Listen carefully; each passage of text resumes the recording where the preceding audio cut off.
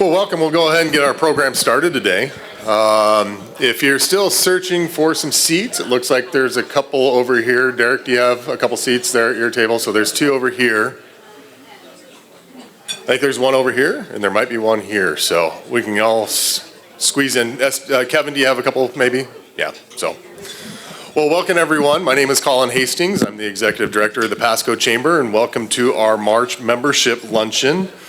Today's presentation is from Jim Conca on the state of energy in Washington State, and we want to thank Kinwell for being today's luncheon sponsor. But right now, I'd like to invite you to join me in our Pledge of Allegiance. So if everybody could please rise.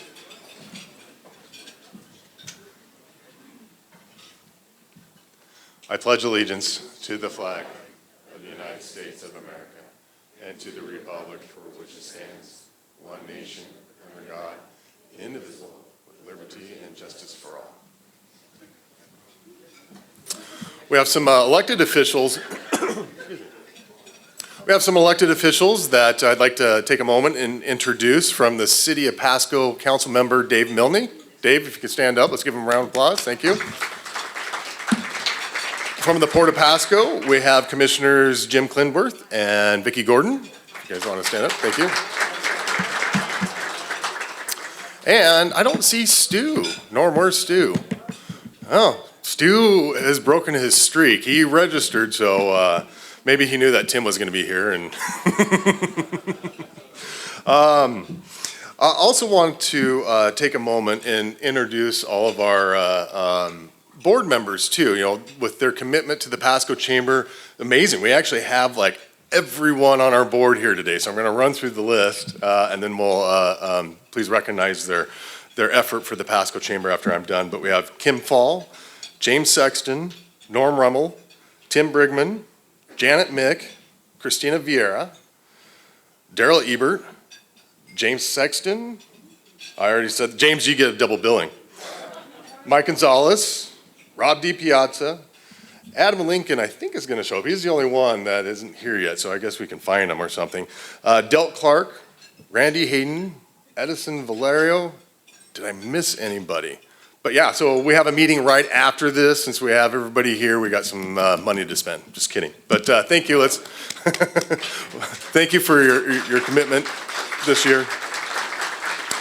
The same goes to the past presidents that continue to join our luncheon too. Without their previous leadership, our current board wouldn't have the pathway set for them. And so I'd like to introduce Jason Hogue and Julie Killian, Joe Roach, Derek Brownson, Daryl Ebert, Dennis Giese, Kim Fall. They're all past presidents. Let's give them a round of applause. So a few updates here with the chamber. A couple things that we have forthcoming is we have our Sagebrush Scramble. That's June 15th. We have Dust Devils Night, which is May 18th. I don't know. It's going to be on the screen. And then Crawfest coming up in July. All those registrations, if you want to call that, or signing up, or ticket sales are all available online at pascochamber.org. Those are some of the fun events that we do, especially in the summertime here in the Tri-Cities and in Pasco, because we take advantage of this great weather that we have, and always fun to participate in. Each of those events, especially with Crawfest, are really growing, and appreciate all those volunteer hours and of course the sponsorships that allow us to do that. I think with Crawfest this year we're expecting 2,000 pounds of crawfish that we're gonna boil up with the help of Buddy Benson and his crew, and we have 3 bands slated for that as well too. So keep your eye out for some of these upcoming events. A couple past events and updates that I want to bring up too is the Ag Hall of Fame. If you missed the event, all the videos are uploaded on our website and on YouTube, and they're broken down by the different categories as well too. So if you're kind of curious what you may have missed out on, go to our website. We have those up. And then another event that we have coming up in April is our Pasco Posse event. The next networking event is at the Hapo Center. I think it's April 6th. I'm going off memory here. I should put it in my notes. And CG Public House is the sponsor this month. Our last one was our very first one that the Pasco Posse sponsored. It's open to everyone. It was at Total Employment Management. Had a great turnout. It was fun. Celebrating St. Patrick's Day a little early. So the theme this time is spring break. So look forward to seeing everyone there. That also is our Building Bridges event that we co-host with West Richland Chamber, Hispanic Chamber, Benton City Chamber, and I might be missing one, Richland Chamber, I think. So check out our emails or online for further information on that. So with that, I know we have some new members, and so this is a good time to have them come up. I know one of them is Total Employment and Management. Tasha, if you can come up. They've actually been members for a couple years now. However, it was during COVID, and we noticed they don't have their plaque up yet. So we want to take a moment to recognize them. I don't see Joe with M3 Security. Is Candace Bruder? She's not here either? Okay. And then Tom Arnold, I didn't see him either. So anyway, you get all the highlights this year. So let's welcome Total Employment Management to the Pasco Chamber.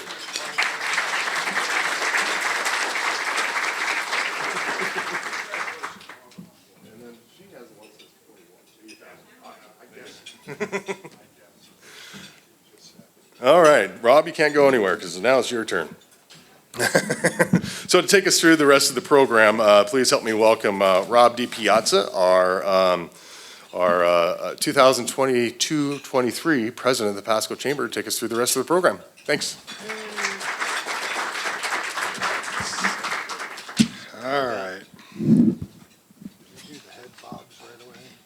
Yes, I just realized I wrote it on there, so let's do that. You got the microphone? Yes, he does. Well, anyway, thank you all for being here. Looking forward to a great program. Jim actually is a fellow Rotarian with Pasco Kennewick Rotary, and I've heard him speak numerous times. He's got a lot of energy for a guy who's in the nuclear energy business. He won't bore you. You're not going to have a bunch of stuff going over your head. You're going to think this is really exciting and good information. I'd like to introduce Gigi. I like your name, though. It's Genevieve Hickman, and she's going to, she is with Kenwell, and they are our sponsors, and she's going to tell us a little bit about herself and the world that she works in. That I work in. Thank you. Thanks so much for having us here today. I'm going to just run through our lovely presentation real quickly, and then we'll get to our keynote speaker. Do I press the arrow this way? Okay. So just a quick little agenda and about us, and then we'll play the video. Hello, welcome to Kinwell. We are brand new primary care here in the state of Washington. Our goal is to focus on the patient experience. Whether your appointment is virtual or in person, we want to look you in the eye, listen to what you're saying, and take the time to make sure all your questions are sufficiently answered. Each one of our clinics is designed to make you feel comfortable while you wait and while you see your provider. We see people with acute conditions such as colds, sore throats, muscle sprains, and abdominal pain, but can also see you for your yearly physical, order routine lab work, perform women's health care, pediatric well child checks, and Medicare annual wellness visits. We can also provide an in-house therapist who offers assistance with behavioral health and counseling.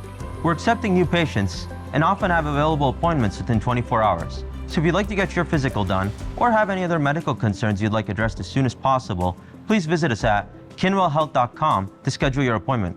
We look forward to partnering with you in your healthcare. I'm going to make Dr. Park do one of those for me in Spanish. I just let him know because he speaks 7 languages apparently. All right, so I just quick show of hands. Who here is a Primera LifeWise Regents member? Great, a lot of us. Great, so just a quick background on Kinwell. So we're a new primary healthcare clinic system in the state of Washington. We have one just opened in Pasco off of Sandifer, so pass Yokes, take a left. And a little background about us. So Primera's first step into primary care was a partnership with Vera Whole Health to open 4 clinics in Spokane. I'm sure maybe some of you have heard about them. They're called Vivacity Care Centers. Well, now they're called Kinwell. And primary care defined is typical ailments like an upset stomach or a sprained ankle, but also we love to treat chronic conditions like high blood pressure, diabetes. And we also do some urgent care. Like I always say, don't come to us missing an arm, but if your kid has the flu, if you've got an infection, a rash, those kinds of things, we'd love to see you. And so Kinwell really is based, our concept of care, on a really interesting book called The Experience Economy, which was first an article in Harvard Business Review, and then the authors expanded on it. And I just put this in here because if you're a business owner or you're a small business yourself, I really implore you to buy this book on Amazon. It really talks about how what's an experience? It's not simply the transaction, but the experience of the transaction. And is it personal? Is it pleasant? Is it memorable? And healthcare is often unpleasant, but we've set the goal at Kinwell of a different, delightful experience as part of our brand. And so how do you create a delightful experience? Well, first and foremost, you make beautiful clinics. How many of you here have actually been to our Pasco clinic? Oh, great. A few of you, yes. So our clinics are absolutely gorgeous. It's somewhere that you would want to bring your family. It's somewhere you'd want to get healthcare at. It's not sterile. It's warm and inviting. It's modern. It's up to date. The other thing about how we elevate our primary care experience is our clinicians are really, really, really interested in your whole health journey. They're not just like you're a number and you come in, you come out. First of all, we get longer appointment times. So you can do 20 minutes, 30 minutes, an hour. Who's got to go to the doctor for an hour lately and just sit and talk? You can do that at Kinwell. And so we compensate our clinicians on their quality of care. You're not just a number. And we base your I said that on patient needs with a quick check-in. The other thing is our clinicians are available in person, over the phone, or virtually, which I'll get to in a little bit.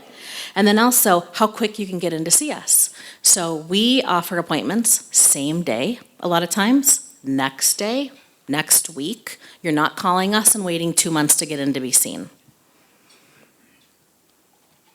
So we also offer behavioral health. So we have 6 full-time clinicians, therapists on staff that can see you in person at some of our clinics, or they can also do virtual sessions with yourself, your kids, your family. If you are on a typical plan, I work in marketing, I don't work in sales, but I do know, I learned this last week, that most of our behavioral health sessions are zero copay, zero costs, are all part of your plan. Right, Laurel? Do you know that, Laurel? Can you speak to that? I don't know. Yeah. Travis, do you know? I learned all this last week. And then also, behavioral health therapists can't prescribe medication, but they work in conjunction with your primary care doctors at Kinwell if you need medication prescribed. Okay, so this is why Primera really did this. We have 300,000 Primera members within 5 miles of a clinic. We have 17 clinics right now, and hopefully we're building more starting next year. And in Eastern Washington, like I said, we have Vivacity Care, so we have 3 up in Spokane. Now, one of our clinics we changed into a training center, and then we have Kinwell Wenatchee, Kinwell Yakima, and then Kinwell Pasco. That's our pretty building. And then we also offer virtual care, so right through MyChart. So if any of you have MyChart on your phone, you can see your doctor at Kinwell. You log in, you make your appointment, or you make your appointment on the phone, and then you can do a virtual visit right on your phone or laptop with one of our clinicians. Any questions? Great.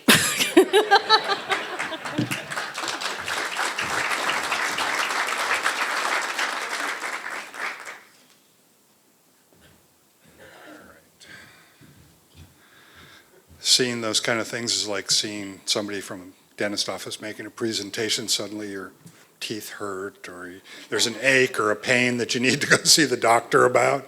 It's like, uh-oh, got to get to work. So anyway, you don't want to hear me talk.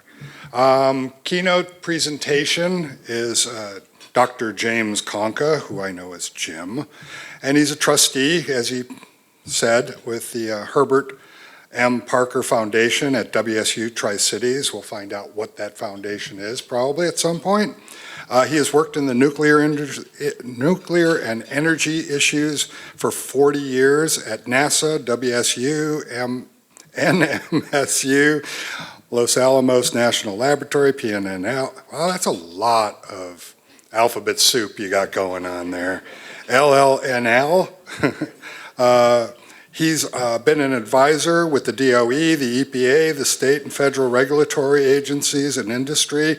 He was a science contributor to Forbes on energy and nuclear issues for 10 years. He's obtained a PhD in geochemistry from Caltech in 1985, an MS in planetary science in 1981, and a BSc in geology and biochemistry from Brown University in 1979. Dude, I thought you were just the guy who sat across from me at Rotary. No, just kidding. I mean, you would never know, seriously. Brilliant man, and I just look forward to having him come up here and tell you what I've heard in the past and about the future. Works for me, right?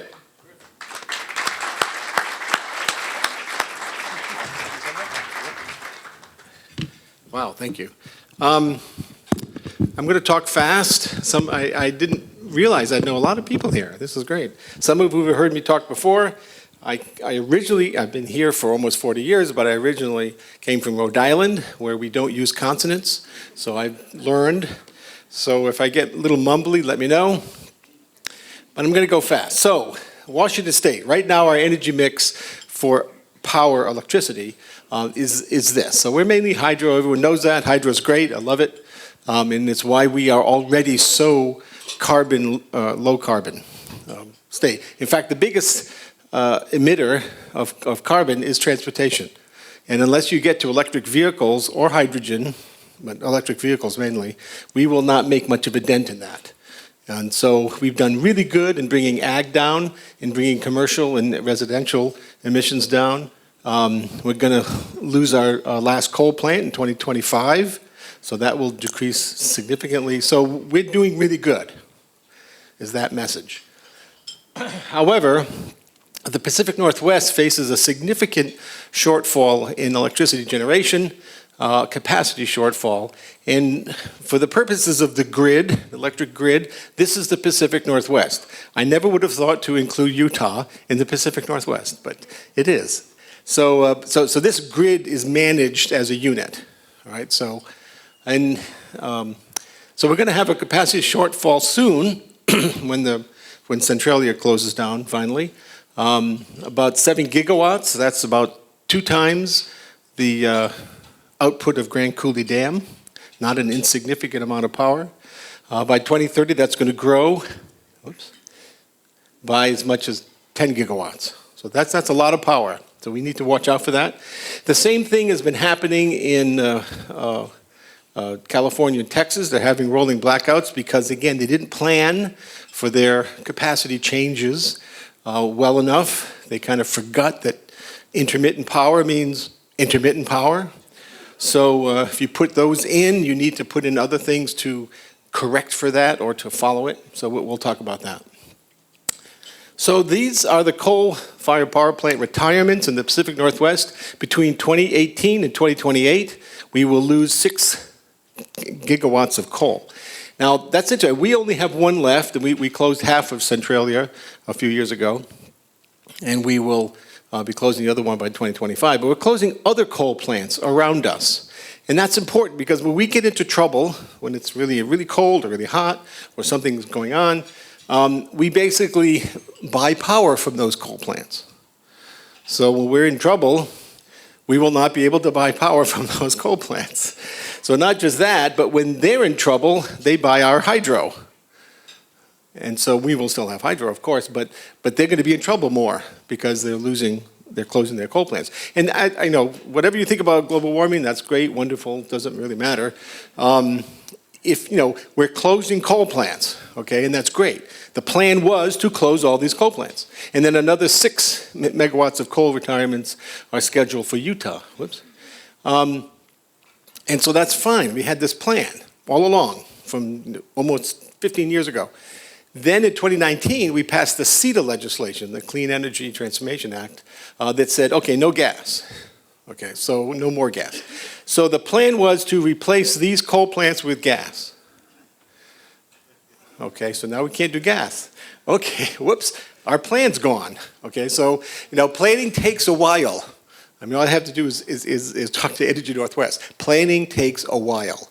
So you can't come up with a new plan to replace 6 gigawatts overnight. So you need to actually have a plan. We don't really have a plan. And that's a problem.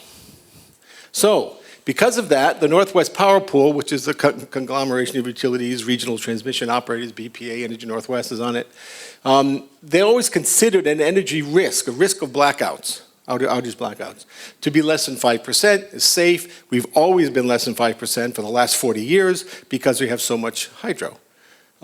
In one nuclear power plant that just continues to put out, almost 10 billion kilowatt hours a year, which is awesome. Now, the problem is they say, well, in 2025, that will rise to 26% blackouts. Now, that doesn't mean you might have a blackout. That means you will have a blackout when things get really bad, when you're really hot or really cold, and everyone is adjusting their thermostat appropriately, things get rough. And so we're going to have rolling blackouts beginning in 2026 or so, and we need to be prepared for that. So the reason this is, again, we're trying coal plants, but also the population has actually been increasing a bit for the first time in about 40 years. And of course, depending on how many electric vehicles come online, that's another huge load. And how many data centers come online, which Grant County wants data centers, well, that's going to be a huge amount of energy, probably the biggest now. The fertilizer plant that wants to come in to town needs, like about 250 megawatts constant energy. That's a lot. So this is not a trivial issue. So back to climate change. So the goal here, across the country and the world, is to replace these with these, right? These produce a lot of carbon. They're all about carbon. These don't have much carbon. Most of their carbon is in construction. Cement, huge amount of carbon. Smelting steel, huge amount of carbon. So these are pretty low carbon. And you might say, well, I don't like wind or I don't like nuclear. We don't have that luxury. We do not have the luxury to throw out any one of these because we need them all, because these are so huge. Right now, our energy in America is 80% fossil fuel, primary energy. It's 65% coal and gas for electricity, but oil is the actual biggest emitter of almost every country and almost every state. So we don't have the luxury to say, nah, forget these. I don't like this one, I don't like this one. You can't do that. Otherwise, nothing will happen.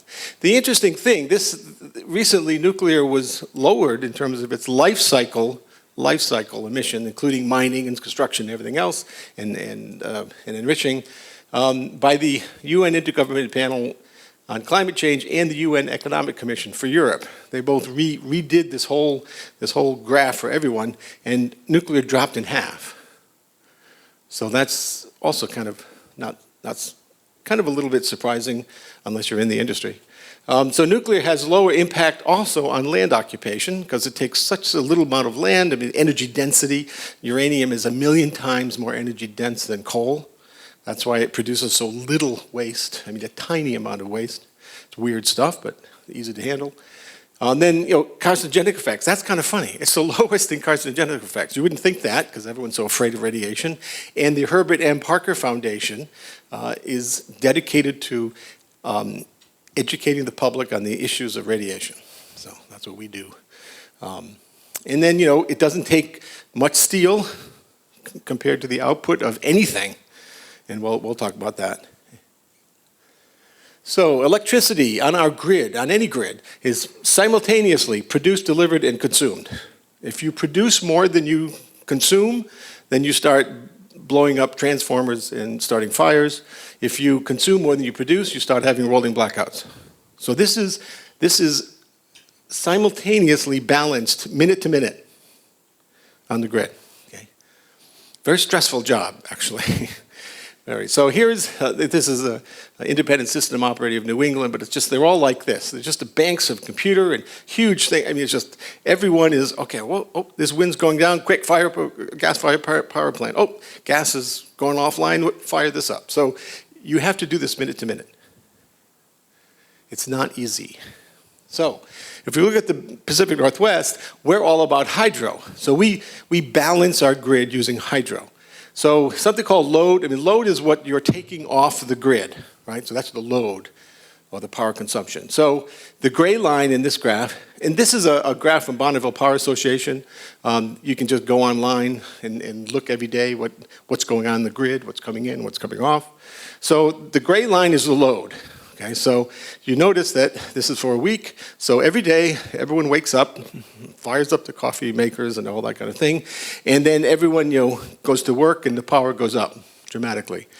Then lunchtime it goes down a little bit. Then afternoon it goes up again, and then it comes down for nighttime. And that repeats every day. That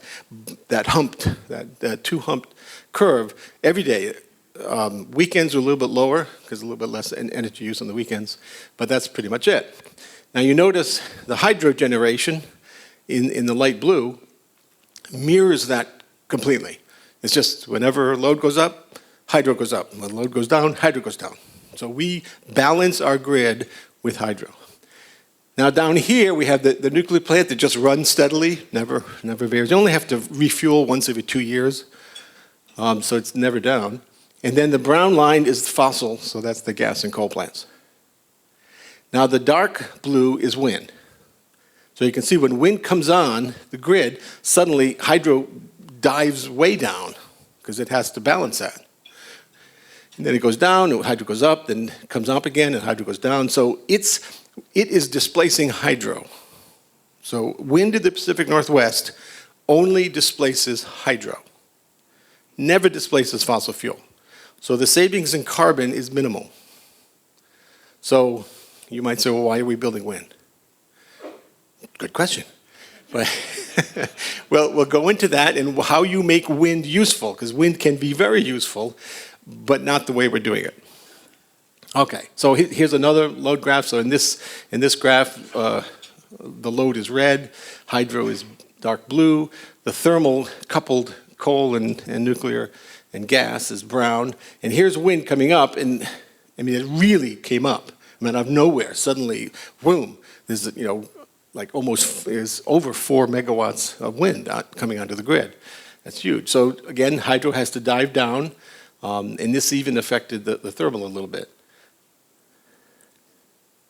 Okay, capacity. Anyone know what capacity factor is? Good, okay. I'm useful here. So capacity factor, this is, if there's two things you can remember is the load following and capacity factor. Those are the two things you should walk away from this. Plus we're going to have problems in 2026. Sorry, the minor thing. So capacity factor, that is the average output of the maximum possible. So if you have a 1 megawatt wind turbine, does it always produce 1 megawatt? Does the wind always blow at exactly 35 miles an hour? No, so it goes up and down, whatever. If it goes over 40 miles an hour, it shuts down to protect itself from damage. If it's less than about 15 miles an hour, it's really not producing very much. So it's pretty much like from 15 to 35 miles an hour. That happens on average in the United States about 35% of the time. Okay. Now, if you want to know how much a power plant or array or wind farm or whatever is going to produce on average every year, you take the installed capacity, that's also called the nameplate capacity. That's what you stamp on the outside of the wind turbine that says this is a 5 megawatt wind turbine. You take that, you multiply by the capacity factor, you multiply by 8766 hours in a year, and that's how much power you are going to produce, period. A little bit less if there's problems, hardly ever anymore. Unless you're good like nuclear, which really, every year seems to break records, so it's very interesting. Now, for wind and solar, the capacity factor is highly geographic dependent. Okay, so in Eastern Washington, it's only 27%. So it's barely over a quarter of the time it's producing what it says it's produced. In Tornado Alley, just by the name should give you an indication that it blows all the time. Even birds don't like to migrate through Tornado Alley. okay? So it produces a ton of energy. So you'd think, well, gee, if you're going to produce a lot of wind, you should put it in Tornado Alley. You'll get almost twice as much as anywhere else. Yeah, you should. And most of the wind in America is in Tornado Alley, so that's good, but some of it isn't. So if you could just compare apples to apples, and no one ever does. No, when you just see cost analysis, they never compare apples to apples. So you take a 1,000 megawatt nuclear plant and a 1,000 megawatt wind farm, and you compare them. Okay, well, multiply by capacity factor, hours, blah, blah, blah. So in a year, the same nameplate capacity units will produce nuclear will produce 8 million megawatt hours, and wind will produce about 2. So if you're going to compare costs, you need to multiply the wind by 4, the cost of 4, because you're going to have to build 4,000 megawatts of wind in order to equal 1,000 megawatts of nuclear. It gets worse with time. The lifespan of nuclear power plants is 80 years, the design life, not 40. 40 was a regulatory number picked out of the air by the Atomic Energy Commission in 1957. Just like, when should we revisit this? How about 40 years? Sure. So, and that's it. So design life is 80 years. Now the design life of Grand Coulee Dam is 120 years. That's the design life. So you're not going to be replacing that often. And then wind, it's about 25 years. And so again, you're going to really compare these, apples to apples. You need to compare one nuclear power plant with 10 wind farms of that size. So when everyone says wind is cheaper than nuclear, no, it's not actually.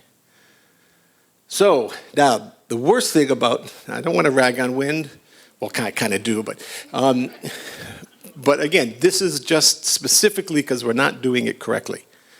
So there's something called the effective capability, which means how often can you depend on that energy, right? If you need it, when it's really cold, really hot, that's when you need it, right? Well, it turns out our 7,100 megawatt of wind only produces 500 megawatts when needed. Because when it's really hot or really cold, the wind doesn't blow. It just doesn't. Okay, we've known that forever. So when we look at last summer's heat wave, when it came on in July, wind just went away. That's when we needed it, but it just went away.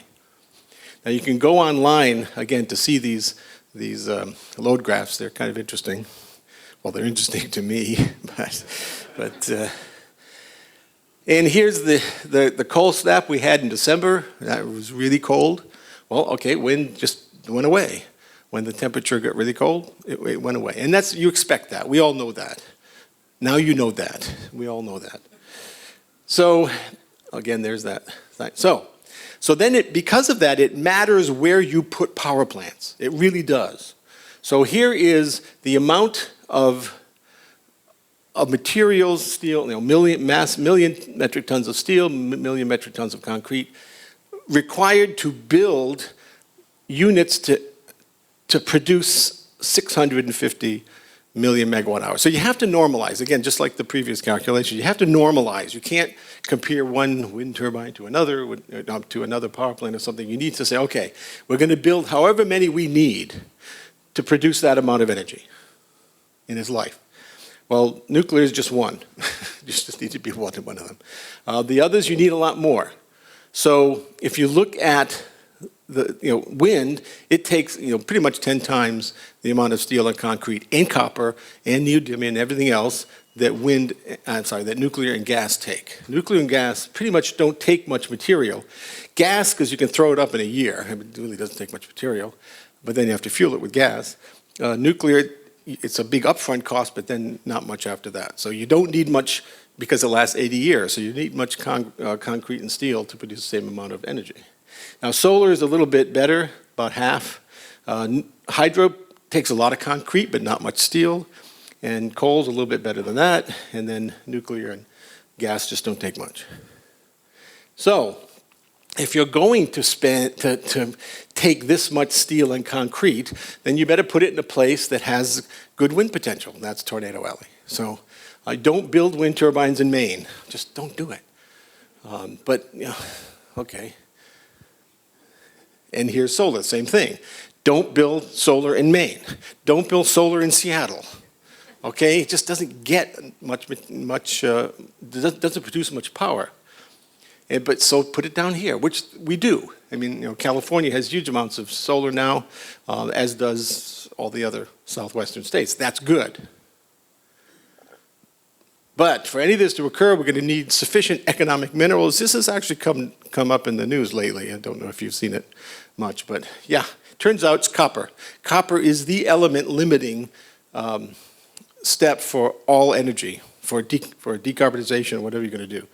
Now, mining on land is pretty polluting and insufficient, and much of it involves child labor and inhumane conditions in Congo. That's where we get a lot of our copper, a lot of our cobalt, things like that. Seabed mining, if you've not heard of that, is actually the best. The least impactful in the environment and doesn't involve child labor or anything else. If we have time, we'll go into it. We don't. Oh, we do. Okay, so on the floor of the abyssal plain, huge. This is way out, away from continents and things like that. Way out in the abyssal plain, we have something called manganese nodules. As a geologist, we studied these for forever. They are 98% metal, and they're just sitting on the ocean floor. So, I mean, you got cobalt, nickel, copper, manganese, perfect. It just doesn't have lithium, unfortunately, but no, it's okay. We can actually remove lithium from water now in kind of cost-effective way. But these are just sitting there. And all you do is you take the same kind of system you do to collect potatoes out of the ground. You know, ag people here. So you just scrape them off the bottom floor. You have to do it slowly so you don't, get a whole bunch of fine material up into the water column. But this is easy. It's easy, it's cheap, it's environmentally benign, and it does not kill things like land mining does. So there's a huge, make a long story short here, there's a huge study out, a 1,000-page report. It's really good reading for the, put you to sleep. But anyway, this professor of geometallurgy really did this fantastic analysis of all economic metals and minerals we need. And he said to decarbonize the world economy is going to take 4.2 billion tons of copper by 2050. Now, throughout all of human history, we have only mined 700 million. And we've dug out the highest grade ores. I mean, that's pretty much it. So even, business as usual is going to take another 700 million tons of copper by 2050. That's difficult. 4.2 is absolutely impossible unless you do seabed mining. Then you actually have enough to barely do this, but then you're going to have to mine all the abyssal plains in the world. Yeah, and so there's other issues. You've mainly heard about the issues with lithium, of course, because China undercut the entire market in the world. So now they own the lithium market, cobalt and things like that. Now, the lowest hanging fruit for decarbonization is hydro. We could double hydro in America without building a single new dam. We have 80,000 dams in America, and only 3% of them are powered. So DOE and the National Hydro Association came up with a list of reasonable places that dams are already at that simply don't produce electricity, and you just basically retrofit them to produce power. You could double hydro in this country without a single new dam. So hydro makes Pacific Northwest energy rich, and wind makes it capacity poor. And this is where grid-scale storage is desperately needed. So what about energy storage? Grid-scale battery storage, that's awful expensive. And we don't have that much lithium and cobalt, that we need that for electric vehicles if we're going to displace oil, right? So we have a little conundrum here. Now, gravitational potential energy is the best and cheapest. And all that means is you use wind and solar or any energy source to lift something up about 300 feet and then hold it there. And that you've created gravitational potential energy from the wind and solar energy output. And then you let it come back down when you need it, and it drives a small hydroelectric generator.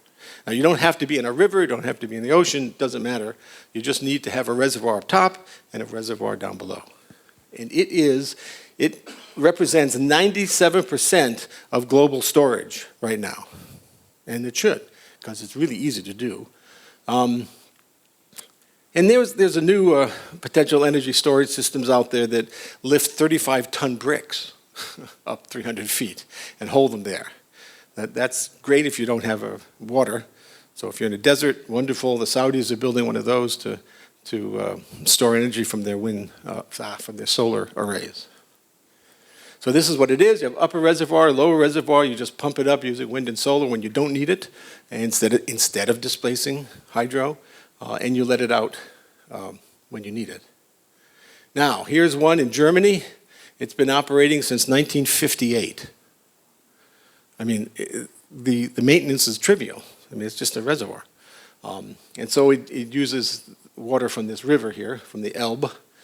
So right now, it's actually backing up a 132 megawatt wind farm. Pretty good. Now, the Goldendale Energy Storage, if you heard of that project. Good. So this is John Day Dam, so put in, an upper reservoir on ceded tribal land and put one down here. So that's great, right? So you'd think it's on ceded tribal land. You think you'd talk to the tribes? This is 2023. Of course you're going to talk to the tribes. And of course they didn't. Okay, so they went directly to FSEC and in Olympia, and it's like, no, don't do that. Come on. So there's 100 miles along the gorge that's perfect for this. And we need only three of these, to actually make the 7,100 megawatts of wind in Washington State useful. And this is really low-hanging fruit, okay? And it's just easy to do. But you need to, have permission to put it on land. Let's see. I should know that. It's about 500 acres, I think. So again, same thing, upper reservoir, lower reservoir, you just put a little powerhouse down there, and it's really easy and really fast. And it keeps getting shot down for obvious reasons. Now there are two others, one near Grand Coulee and one in Klickitat County, that also are facing the same issues. So, I don't know. You'd think you'd actually understand this. I mean, anyone here think you shouldn't go to the tribes if you're going to put it on tribal land? Anyone think that? Good. I knew this was a smart group. But obviously the manufacturer is not. But that's okay, I guess. So now get to the other, not low-hanging fruit, but one of the big fruits, and that's nuclear. So every single leading climate scientist, from Jim Hansen, who I work with, Kerry Emanuel on down, says we need nuclear. We need to at least double nuclear in this country. If you don't, we'll have no hope to decarbonize. It's just the way it is. Because if you get rid of all your coal plants and you're going to get rid of gas plants eventually, you got nothing. I mean, there's not enough hydro to back up the whole country, certainly. And so we're going to be in problems. So small modular reactors, they're as good as natural gas and better than hydro for load following. They're specifically designed to load follow wind farms and solar arrays. They can't melt down. We fixed this. We know what to do with the waste. Get me back to talk about that. It's a piece of cake. You wouldn't think so by listening to the news, but nuclear waste, piece of cake. Absolute piece of cake. That's my biggest area of expertise. And we fixed all the other scary stuff. We haven't been idle in the last 30 years. Now there are 2 or 3 proposed for Washington State, and the biggest ones are, Bill Gates Bill Gates has a nuclear company, right? You know that. It's in Bellevue. It's really great. X-Energy, the one that probably will be built first here, a small, pebble reactor, and NuScale's SMR, which is simply a shrunk-down version of a big plant. Again, I don't know why it took us this long to realize that smaller is better in this regard. Although, in all fairness, small modular reactors are not new. Our nuclear navy has run on them for 60 years. So every every submarine and aircraft carrier in the United States is powered by nuclear. And it never has to refuel. Our subs and our aircraft carrier never have to come into port to refuel. They run on the size of uranium, the chunk of the size of a grapefruit. Never have to refuel. What tactical advantage does that give you? Now, it takes about 1 million gallons of diesel in a normal diesel-powered aircraft carrier to circumnavigate the Pacific once. It takes 1 million gallons of diesel. So, that's why China's building nuclear aircraft carriers and subs like crazy. Now, the interesting thing about these, okay, so this is Bill Gates's. The nice thing also about most of these small modular reactors is that the core is below ground, which is a better heat sink than before, and so it's even easier to prevent it from melting down. The pebble bed reactors are interesting. They've got this cool little pebbles about the size of large golf balls, and they're made of materials that, again, cannot melt at these temperatures. And NuScale is, again, a really small, this is less than talk about maybe 600 acres or something, and it's really, really nice. Now, the interesting thing is that China has built these, because I keep hearing from the anti-nuke crowd, these are theoretical. No, China just hooked up 2 pebble bed reactors to their grid, working great. Our design, that's okay, they stole our designs. I don't mind that because they also stole the safety stuff, so that's good. So they hooked up 2 in December, 2 pebble bed reactors to the grid, producing power, no problem. They've also, not exactly like Bill Gates's, but a fast reactor they hooked up to the grid. And then NuScale's version, they're building it now and will hook up to the grid next year. So these are not theoretical.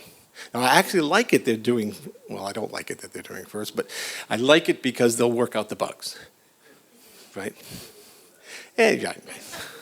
But they know, China knows that they have to do this right, because if they have a meltdown, it will severely affect their future, because they are planning on 180 big nukes by 2035, 180. We have 90. The world has 400. They're planning 180. And they stick to their 5-year plans. We don't have a plan, but that's okay.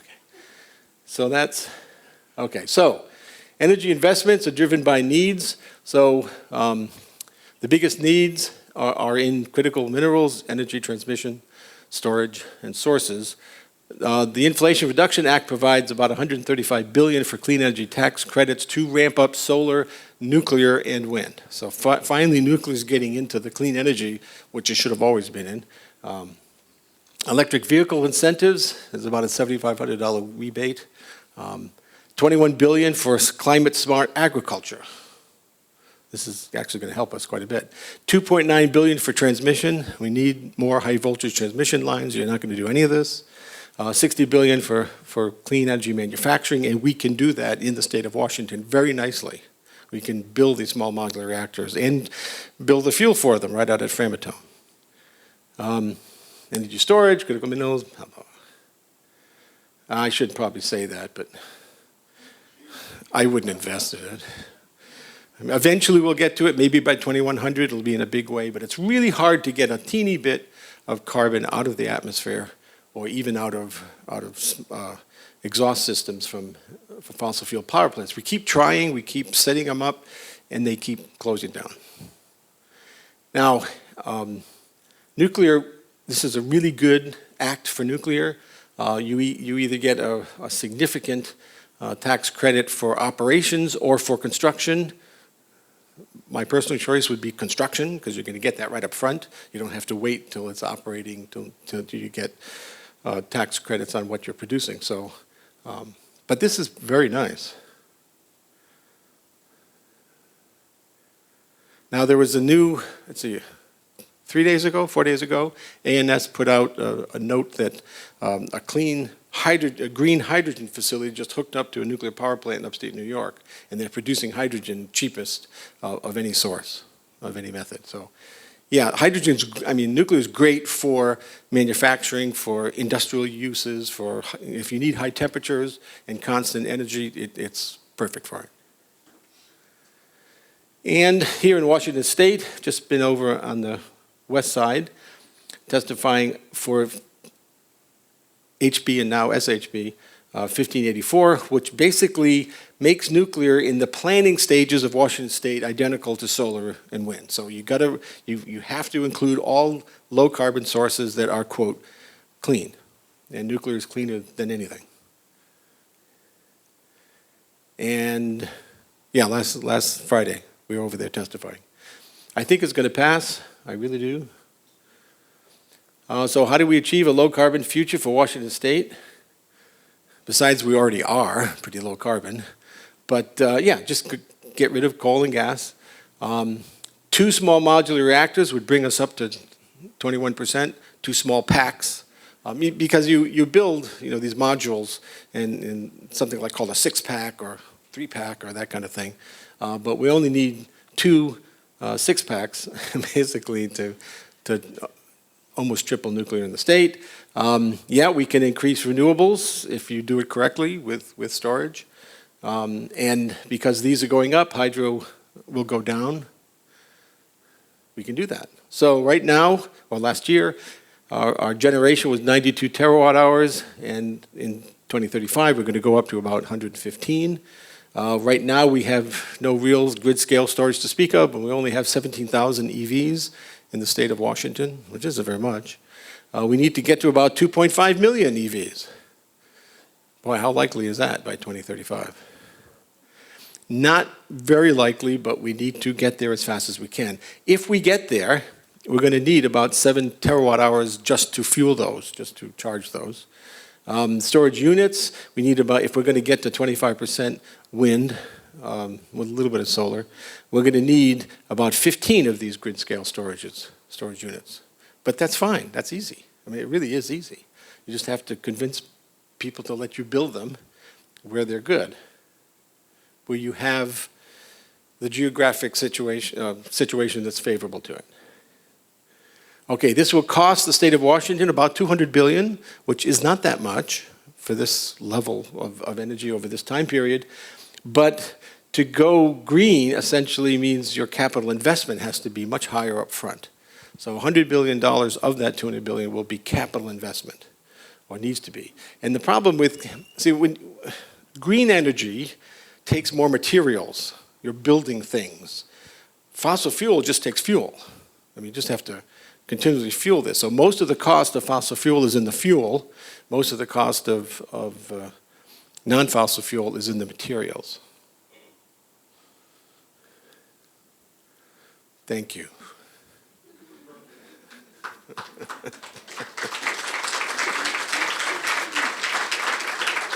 So if you want to talk about why Texas had that horrible rolling blackout situation 2 years ago, it's just because of this. They overbuilt wind without appropriate backup and knowing full well that wind wouldn't work when it got really cold. This happened like 10 years ago and they were told you need to beef that up, and they didn't. So they had it again. So again, they have tons of wind, they have significant solar, and they back it up with gas. But they don't have enough gas because they won't put in the pipelines because the public hates pipelines. Well, if you're going to depend on gas, you need pipelines, right? It's one of those odd things. The infrastructure needs to be there to support whatever you've chosen as your energy source. So that was the problem. Questions?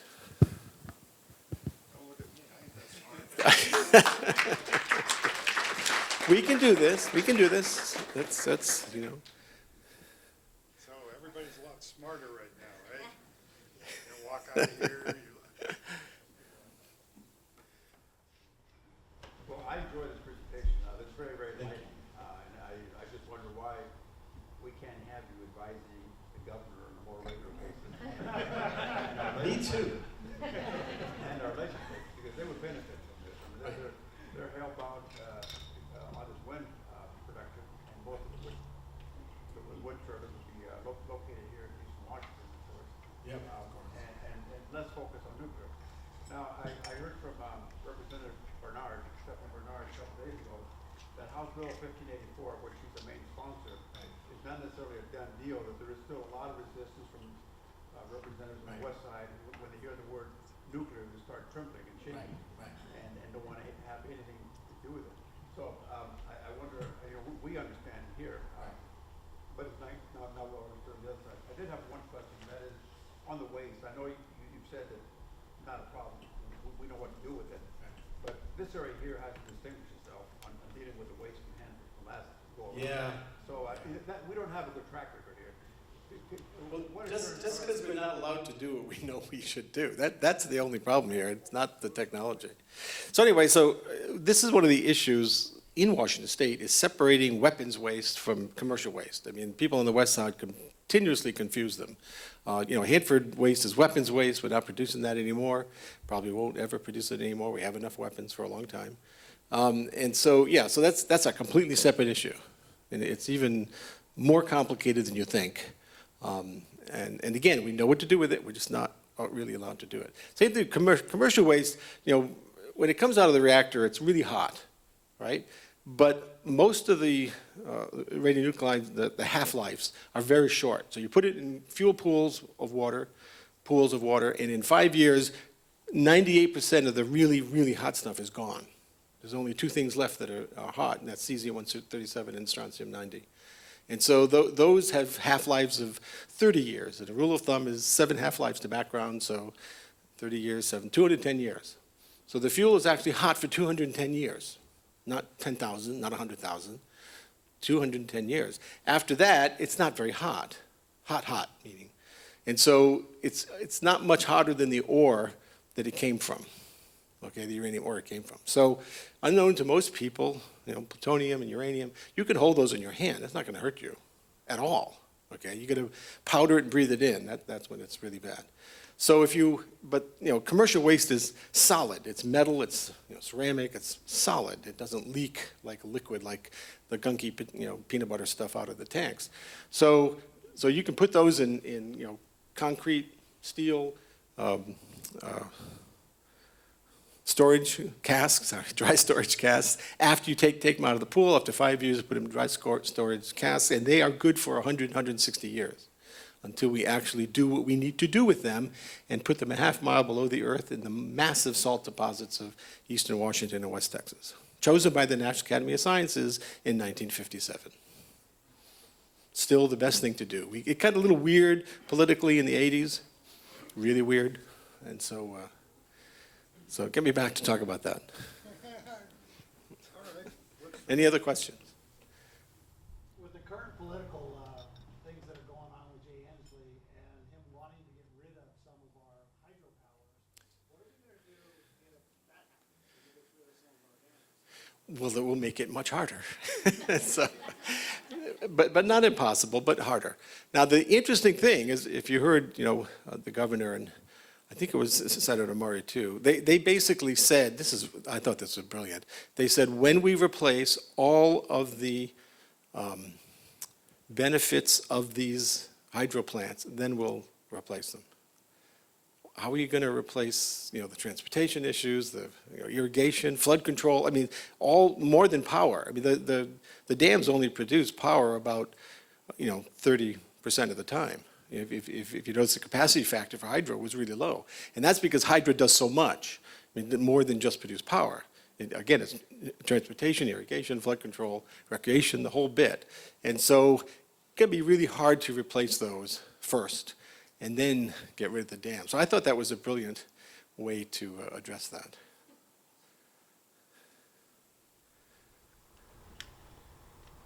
Me?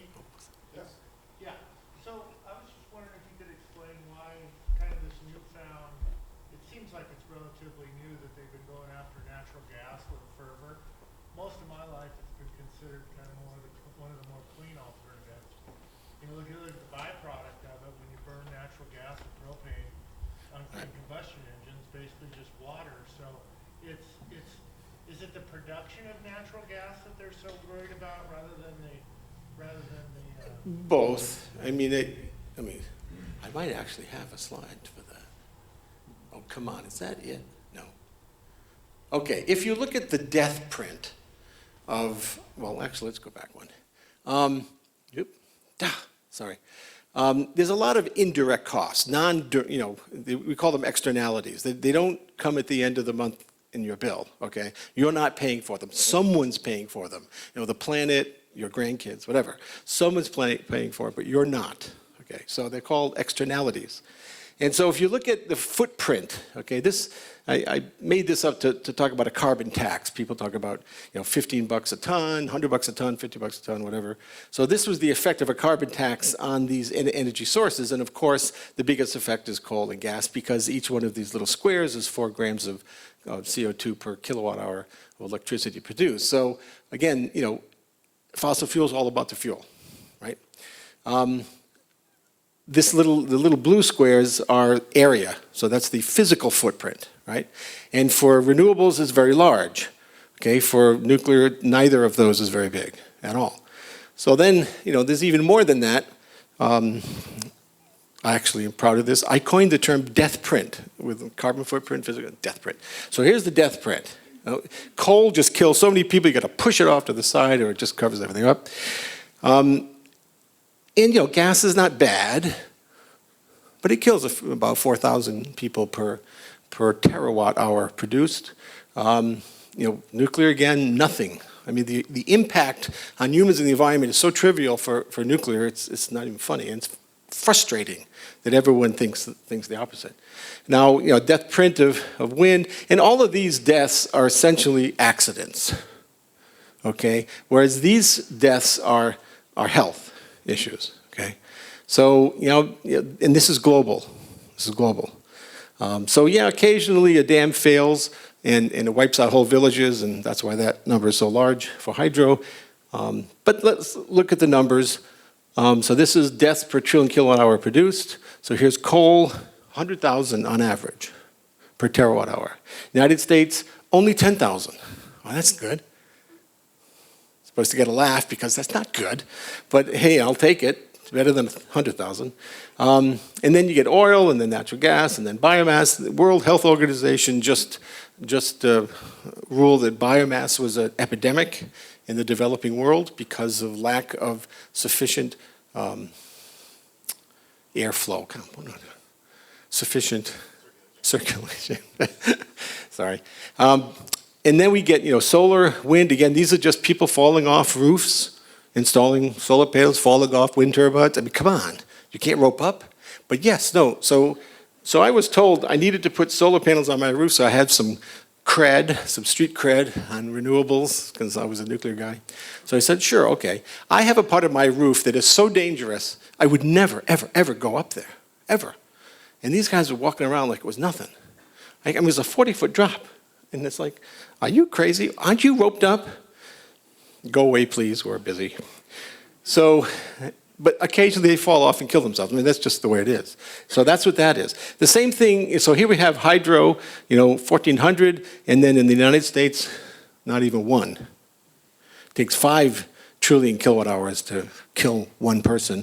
And again, falling off a high spot doing maintenance. And then nuclear here, and then I included a ridiculous number for Chernobyl. There was only 56 people actually died from radiation, but hey, we'll throw in 10,000. Why not? And then Fukushima, I threw in 100. No one's died from radiation, but let's be nice and throw in a couple hundred. And that's only 40, and that's with the worst things that ever happened. In nuclear, less than 1. Now, for the 3 that I had numbers for, coal, hydro, and nuclear, why do we kill so few people compared to the rest of the world? Regulation. So, for coal, it's the Clean Air Act. Clean Air Act is arguably the single piece of legislation that has saved the most lives. Although I got pushback recently from a historian that said, the Fair Labor Act of 1936, which got rid of child labor, although that seems to be coming back, and sorry, and gave us the work week. So the Fair Labor Act gave us a 5-day work week and a weekend. Before that, there was no weekend for anyone working. So anyway, but still, so the Clean Air Act. Now hydro, why does that kill so few people? FERC, the Federal Energy Regulatory Commission, they actually inspect dams, okay? And they shut Priest Rapids Dam down a few years ago, remember that? Because they had a crack in the cement. You're gonna fix this, or we will not let you open again. Now, in China, the Bankyo dam failure killed 171,000 people at once. That's not good. They needed FERC. They didn't have it. In nuclear, NRC. The Nuclear Regulatory Commission is the toughest regulatory body in the world in history. NRC. They will shut, I mean, just ask Energy Northwest, they'll shut you down for the wrong ink pen. You're supposed to, okay, never mind. So,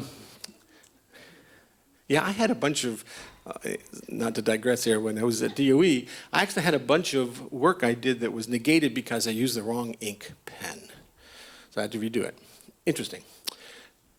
So anyway, so again, as far as the death print goes, so that's why gas, I mean, it's infinitely better than coal. I mean, infinitely better than coal. Because it doesn't put out mercury and sulfur and all that nonsense too, but it's not perfect. And it still, you know, produces a lot of CO2. So here's Beijing right now. Beijing is over 80% coal. It's not very nice. And they realized if you don't see the sky much, you get really depressed, so they started putting up large screen. I find this very funny. But it's actually, it seems to help. So, not my solution, but whatever. Now, okay, so that was the death print stuff. If you wanted to talk about EVs, we could do that too. I'll stay forever. You got me. You got me all afternoon. Okay. But I don't want it to feel anyone has to stay. Yeah. So natural gas, you're talking about industrial power production. Right. Only 35% effective. But they Right. attack homes that are 98%. Right. Right. And again, you know, that's. I'm not big on that. However, though occasionally whole neighborhoods get blown up by gas, so not often, but again, occasionally they do. In Boston, where I grew up in Rhode Island, but in Boston, that happened recently, a few years ago. But again, this is all relative risk. You can only think of risk in a relative sense. So you say, you know, what's going to kill you, what's not going to kill you, what's unlikely to kill you, what is kind of iffy can kill you. And so you rank all these things. And so, yeah, so the renewables are low, and then gas is right above them. And then you get way up to coal and even oil. So. Wait, you had a question? So if demand is supposed to outweigh supply by 2026, but I was noticing on your graph here that it said that we had a plan as of today to be 2035 before that. So that's a 9-year gap. What's the best thing to do?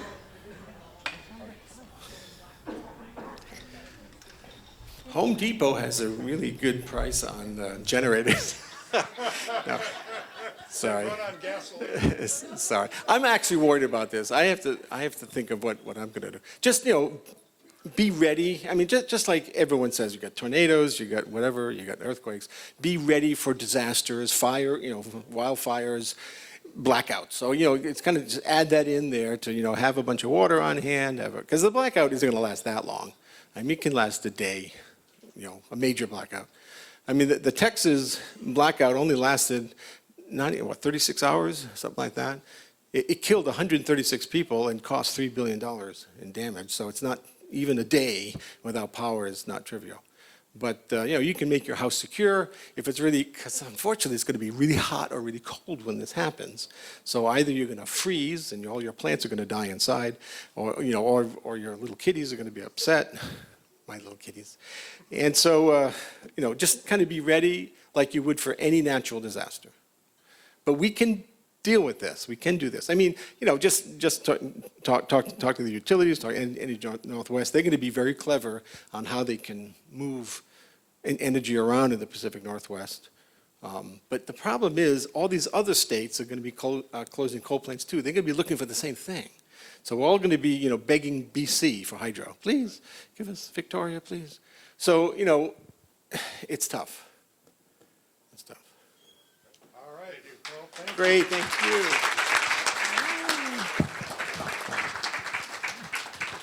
And if anybody has any more questions, Jim can stick around for a while. He said he had all afternoon. So you guys can have a little private seminar with him. But anyway, thanks, Jim. That was really good. Appreciate it very much. Oh, it's on this side. Tyler Best, please step forward. Or maybe you're one of the people that left early. I'll get it. Too bad. Oh, we can give it to Miley. No, we'll give it to Miley. All right. Anyway, thank you all. Very spirited conversation. Seemed like everybody was very interested. And have a great afternoon and go buy yourself a generator.